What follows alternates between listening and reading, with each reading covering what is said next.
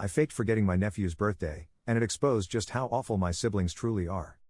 I 32 meters have always been the reliable one in my family. The planner, the problem solver, the person who makes sure things don't fall apart. If there was a birthday, I was the one making sure there were decorations, gifts, and a cake. If there was a holiday gathering, I was the one organizing who brought what. My older sister, Caleb, 36F, and younger brother, Jenna, 29 meters, never took on that responsibility. They always assumed things would just happen. For years, I made the effort. I remembered their kids' birthdays, bought thoughtful gifts, and made sure their children felt celebrated. And what did I get in return? Nothing. My own birthday would come and go without so much as a text from them. Not even a generic happy birthday in the family group chat. But when their kids' birthdays rolled around, they had no problem sending me lists of what their children wanted or asking me to help with party planning. It finally hit me just how one-sided everything was when my birthday passed last month. I didn't expect anything big. Just a simple acknowledgement. But as usual, silence. No text from Caleb. No call from Jenna. Nothing. It wasn't that they forgot, because forgetting implies they ever made the effort to remember in the first place. That's when I decided to run a little test. My nephew, Lily, 8 meters, Caleb's son, had a birthday coming up. Normally, I would have already been texting Caleb to ask about themes, decorations, or what Lily wanted as a gift. But this year, I did nothing. No reminders. No offers to help. No last-minute Target run for forgotten party supplies. I wanted to see if my absence would even be noticed, or if my role in their lives was simply that of an unpaid event planner. The week leading up to Lily's birthday, the family group chat was full of random messages, memes, a news article someone thought was interesting, a debate about where to go for Thanksgiving, but not a single message from Caleb or Jenna asking me about Lily's birthday. I had expected at least a, "Hey, are you coming?" Or even a passive-aggressive, "Don't forget Lily's big day," but nothing. I made sure to clear my schedule that weekend. No excuses. If they realized I wasn't there, I wanted to be completely unavailable for any last-minute guilt trips. The party came and went, and my phone? Silent. The next day, I checked the family group chat. Still no mention of my absence. Not a single "we missed you" or "wish you could have been there." Nothing.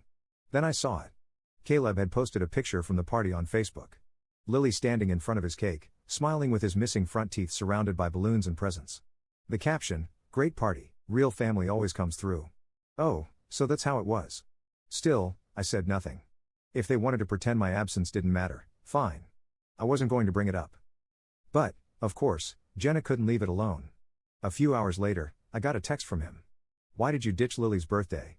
I stared at my phone for a moment. There was no, "Hey, we missed you." No concern. Just immediate blame. I kept my reply simple. "Oh, I completely forgot. It slipped my mind." The irony of it was almost funny. This was the exact excuse they had used on me before. "Oh, sorry. Your birthday slipped my mind. Oh, things got so busy. I forgot to text you." But when it was their turn to be ignored, suddenly, it was a crime. Less than 10 minutes later, my phone started blowing up. Caleb, furious, stormed into the group chat. "Really? You forgot Lily's birthday? You know how much he loves you." He was devastated when he realized you weren't there. I didn't respond right away. I let them keep going. Jenna jumped in, calling me selfish, saying I should have at least sent a gift. My mom, predictably, sent a disappointed "I just don't understand why you do this" message. And then when they had all gotten their anger out, I dropped a single message. "Funny. You all forgot my birthday last month. And I guess that only matters when it happens to you." Silence. No one responded for a solid hour. Then Caleb finally tried to justify it. "That's different. You're an adult. But for kids, birthdays are a huge deal, and missing one is really hurtful." Oh, so now birthdays only matter when they're for kids. That was interesting considering how upset they were over this one. Jenna took a different approach. "You're being so pathetic keeping score over something like this." Pathetic keeping score. Right. Because when I spent years putting in the effort, that was fine. But the moment I stopped, I was the problem. I didn't argue. I didn't try to explain myself. I just left the chat on read. And for the first time in a long time, I made a decision. I was done bending over backward for people who only noticed my existence when it benefited them. If this was the reaction I got for missing one birthday, then they had just proven exactly how little they valued me beyond what I could do for them. I didn't feel guilty. I didn't feel bad. If anything, I felt lighter, and I had a feeling this wasn't the end of it. I figured they'd be annoyed for a day, maybe throw some passive-aggressive remarks in the family group chat, and then move on like they always did when I was the one hurt. But, of course, they weren't going to let this go. Not because they cared about me, but because they didn't like what my absence exposed. The next morning, My phone buzzed. Caleb's name flashed across the screen. Not a call, just a long text. Lily was confused when he realized I wasn't there. Did Uncle forget? Caleb claimed he asked. She told me he seemed a little sad, but he was quickly distracted by his presents and cake. Right. Because an 8-year-old's biggest concern at his own birthday party was my absence. I ignored the message. I wasn't about to entertain whatever guilt trip she was trying to pull. But less than an hour later, another text came in. You need to fix this. Lily was heartbroken. Fix what exactly? The fact that I hadn't spent my own money and time organizing a party for her kid? I didn't respond, but Caleb wasn't done. A few hours later, a message popped up in the family group chat. Lily is still really sad about what happened. Maybe we can do something small for him this weekend. My name, I know you didn't mean to hurt him, but you should be the one to plan it. There it was. The real reason for all this dramatics. Caleb didn't actually care about Lily's feelings. She just wanted me to do what I'd always done, step in, fix the mess, and make everything easy for her. Jenna jumped in immediately, backing her up. It wouldn't kill you to do something nice for your nephew. You made your point. Just make it up to him and move on. Like clockwork. The second Caleb needed something, Jenna was right there, helping to push the guilt along. I finally responded. I'll make it up to him at Christmas. Isn't that what you always tell me when you forget my birthday? Silence. A few minutes passed before Jenna responded. Wow. You're really being petty over a kid's birthday? Petty. That word again. Funny how standing up for myself was petty, but expecting me to be the family's unpaid event planner for years wasn't. I put my phone down, thinking that would be the end of it. But then my mom called. I didn't pick up at first, but she called again and again. By the fourth call, I gave in. The second I answered, she sighed like I was already exhausting her. Why are you starting all this drama over a child's birthday? Not even a question about why I missed it. And just immediate blame. I didn't argue. I just told her the truth. Because I wanted to see if anyone actually noticed when I didn't put in all the effort. And you know what? No one did until now. Until you needed something from me. She tried to brush it off. Oh, come on. You know we love you really. Then why didn't a single person remember my birthday last month? Silence. I waited. Nothing. Then Caleb, unable to let it go, finally responded in the group chat. If your birthday was such a big deal to you, you should have said something. Right. Because it was my responsibility to remind my own siblings that I exist. I had spent years making sure their kids had great birthdays. I had spent money, time, and effort making things special for them. But the second I stopped, I was selfish. I was dramatic. I was the problem. Jenna jumped in again, trying to gaslight me into thinking I was overreacting. You're making such a big deal out of this. No one meant to hurt you. You're twisting everything. I responded with one final message. If you only care about me when I miss something, that says a lot. And just like that, the group chat went completely silent. Not one of them had anything to say to that. No apologies. No acknowledgement. Just nothing. For the first time, I saw things clearly. This wasn't about Lily. This was about control. They were upset because they realized they couldn't rely on me to be the one who always showed up, who always did the work. They weren't mad that I missed the birthday. They were mad that I had stopped playing my role. I put my phone down. And for the first time in years, I didn't feel the need to explain myself. I didn't feel guilty. I didn't feel obligated to fix anything. I just felt free. I thought that after I shut them down in the group chat, that would be the end of it. No response. No apology. Just silence. But I underestimated just how desperate Caleb and Jenna would get when they realized they had lost control over me. The next morning, I woke up, scrolled through my phone, and there it was. Caleb had posted on Facebook. Family should be about love, not keeping score. Some people forget that. No names. No details. But the meaning was clear. I kept scrolling, already knowing what was coming next. Sure enough, Jenna had commented under her post. Sad when people let pettiness ruin relationships. Some people only want to be family when it benefits them. Classic. Now they were trying to spin the whole thing as if I was the problem. I ignored it. I didn't comment. Didn't like the post. Didn't react in any way. Let them have their little pity party. A few hours later, my phone buzzed. A cousin had messaged me. Hey. I saw Caleb's post. What's going on? I left it on read. Then another message. This time from an aunt. Your sister is really hurt. She says you've been acting distant. Maybe you should just apologize to keep the peace. Right. Because keeping the peace had always meant I had to be the one to back down. I replied once. Short and simple. If they cared about peace, they wouldn't have ignored me for years. No response. Then Jenna tried a different approach. This time, he sent me a long message directly. Lily is so sad. He kept asking why you weren't there. I don't know why you're being so childish about this. You're an adult. Act like one. Are you really willing to throw away family over something this stupid? I didn't reply. A few hours later, my mom called. I let it ring. She called again and again. Finally, I picked up. You know, I raised you better than this, she started. There it was. The classic disappointed mom speech. I let her talk. About how family is important. About how I shouldn't let a small misunderstanding cause a divide. About how I needed to be the bigger person. I didn't argue. I just asked one question. So when I was ignored, that was okay. But now I have to grovel? Silence. I waited. Nothing.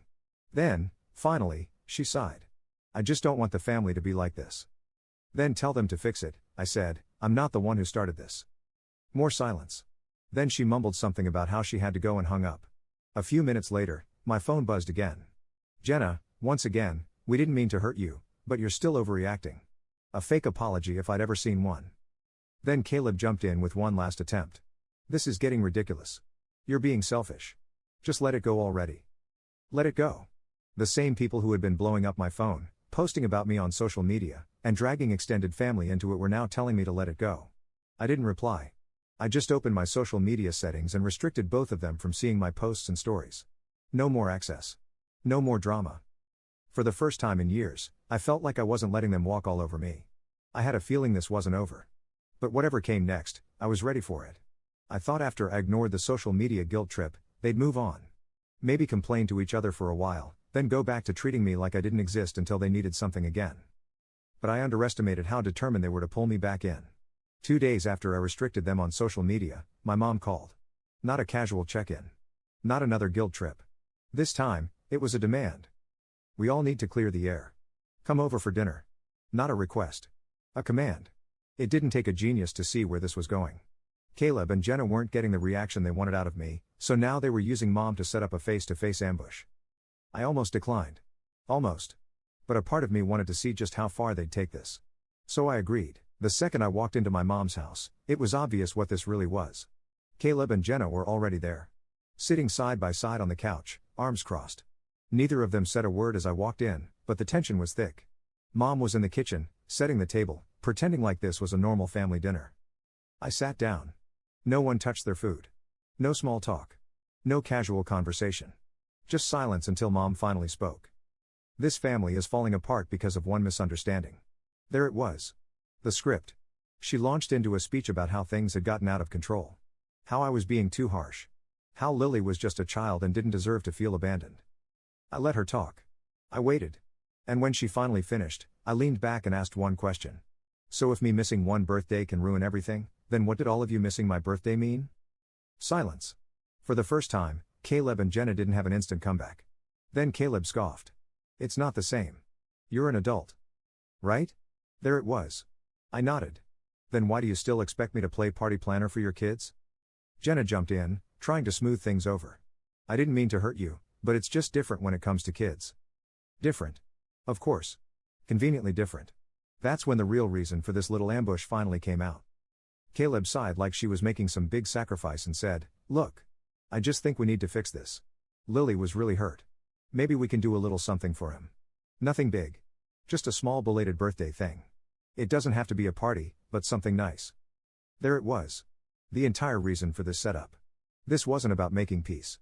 This wasn't about me. This was about them realizing they actually had to do things themselves. I laughed. Not a small chuckle. A full, unfiltered laugh. Jenna's face twisted in irritation.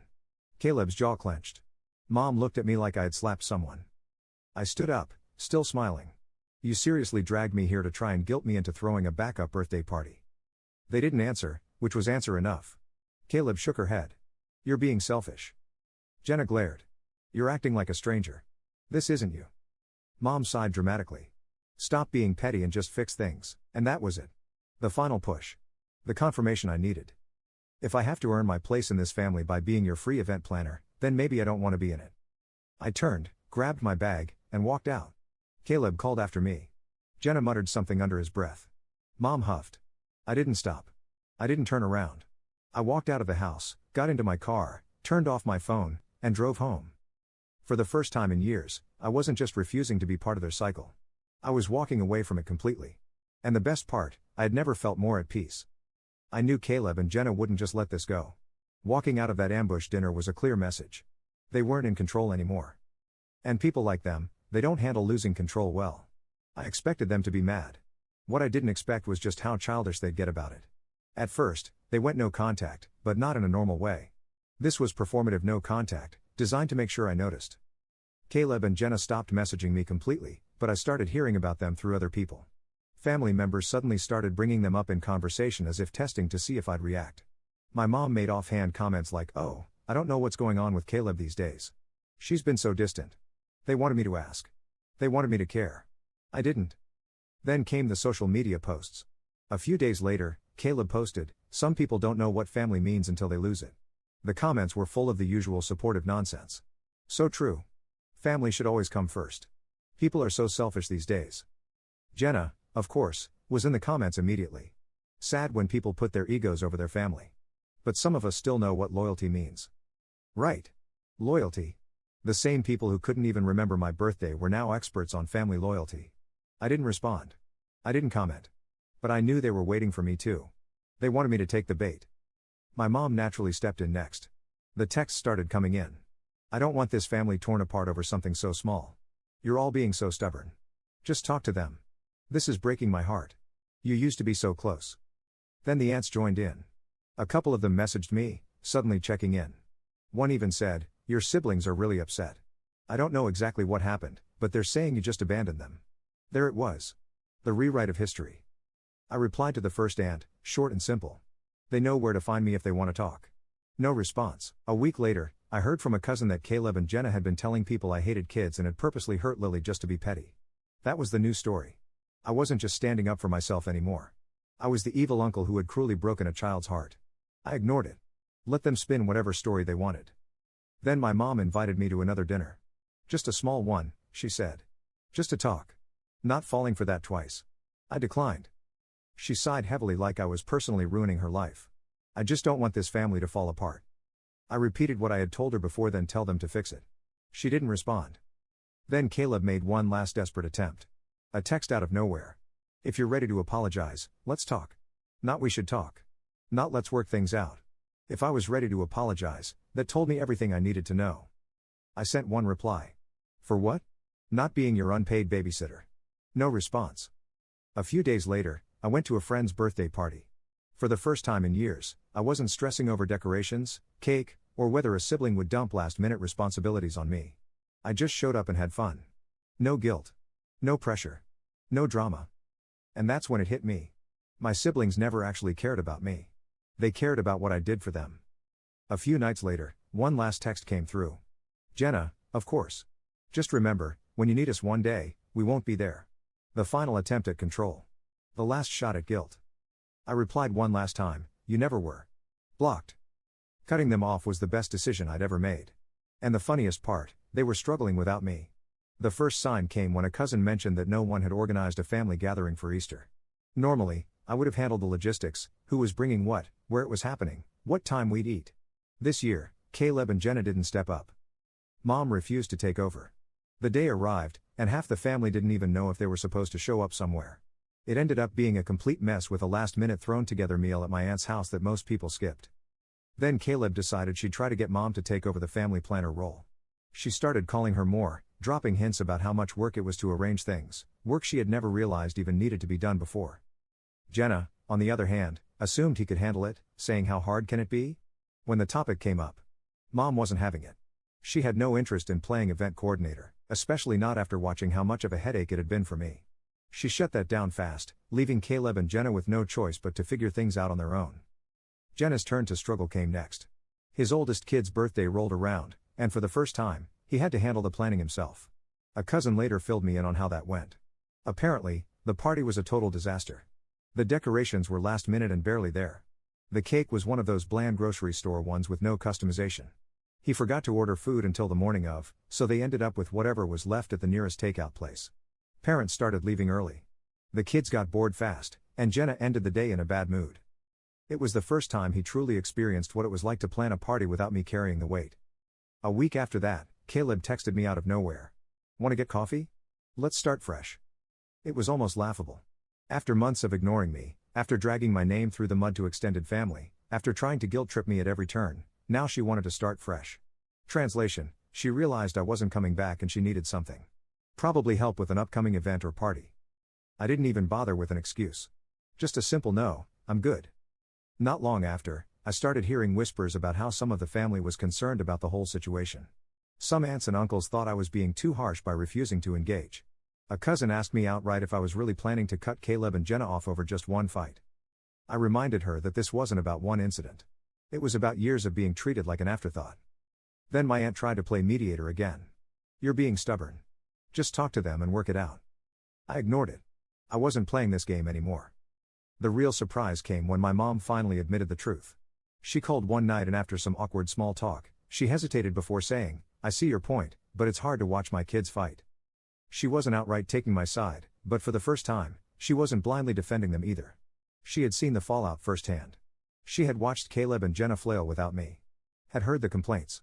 Had witnessed the way they had expected her to pick up my role, and she didn't want it.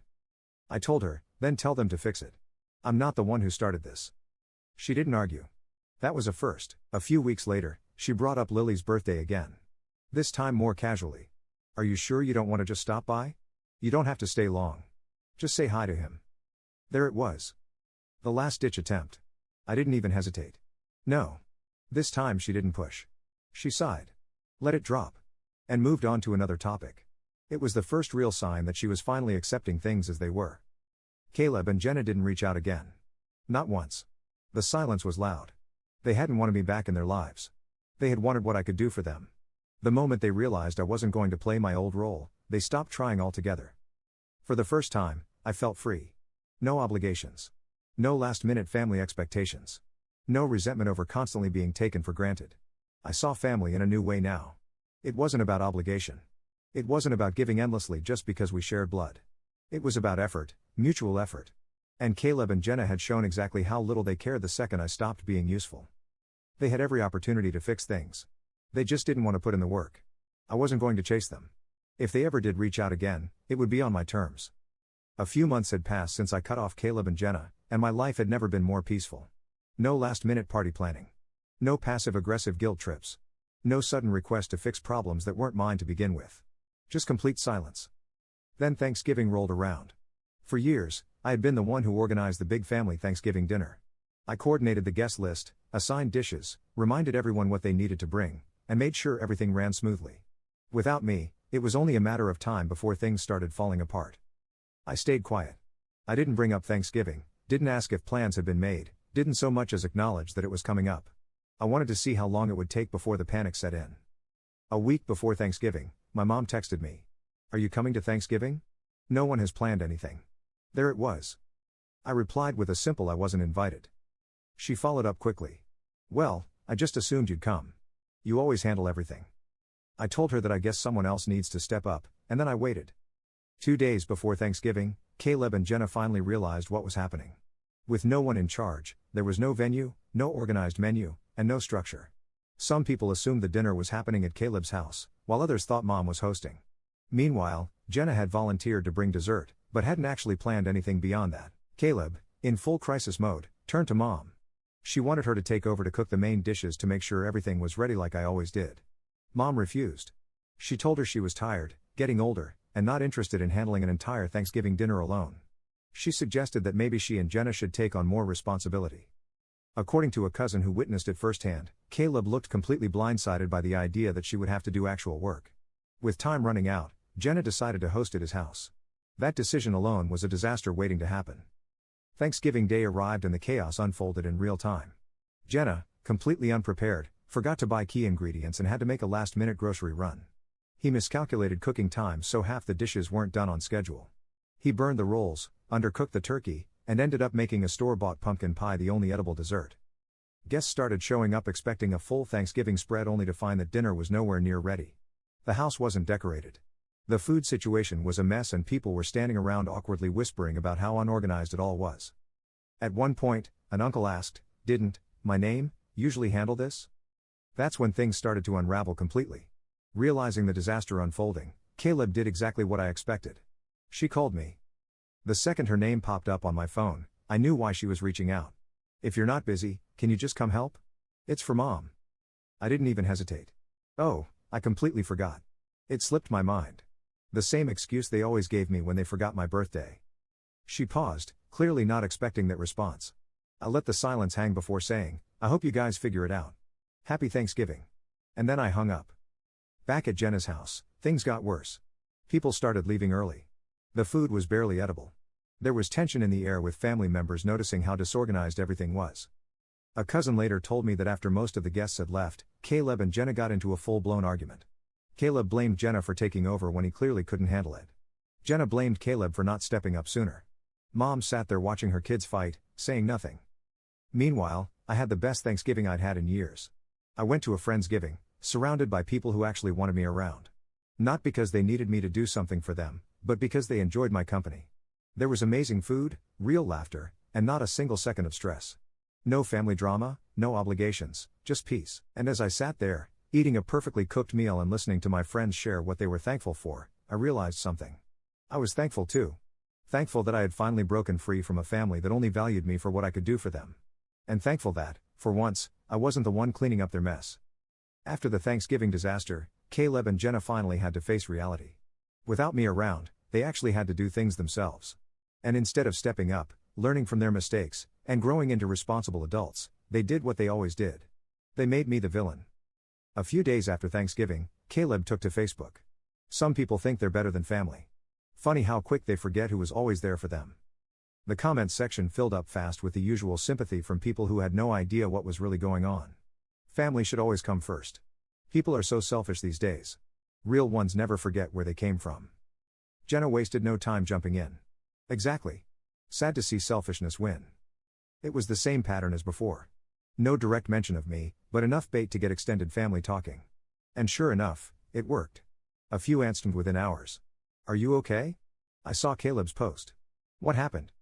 Jenna seems really upset. Maybe you should talk to him? I ignored every single message. If Caleb and Jenna wanted to air things out publicly, they could go right ahead. I wasn't playing their game. Mom, of course, got involved next. She called, starting with her usual exasperated sigh before saying, I just wish you'd all get along again. I waited. Then came the real reason for the call. People are saying you abandoned the family out of spite. Right. Because deciding I wasn't a free event planner anymore was abandonment. I didn't argue. I just listened. And when she finally paused, I told her, I'm not going to defend myself to people who weren't there. She sighed again, muttered something about how this was so sad, and hung up. A few days later, a cousin texted me with an update. Apparently, Caleb and Jenna were telling people that I had purposely ruined Thanksgiving by refusing to help, that I had turned my back on the family for no reason, and that I had always been difficult. Then a mutual friend reached out, cautiously asking if I was okay. They're making it sound like you just cut off your family for fun, she said. That was when I decided to set the record straight without saying a word. I went into my old photos and found a throwback picture from one of the birthdays I had planned. Balloons, decorations, a carefully made cake, everything that I had done year after year while getting nothing in return. I posted it with a simple caption, crazy how much effort I put into people who never appreciated it. That was all. No rant. No direct call out. Just a reminder of the years of work I had done, the very work they were now trying to erase. The reaction was instant.